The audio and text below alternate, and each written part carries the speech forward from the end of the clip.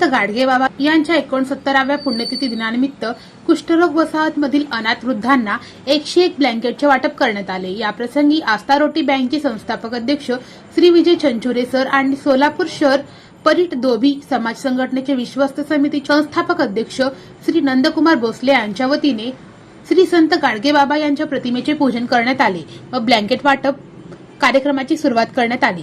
तसेच यावेळी श्री संत गाडगे महाराज यांच्या जीवनावर संघटनेचे पदाधिकारी विनोद भोसले व दत्तात्रय दळवी यांनी मनोगत व्यक्त केले।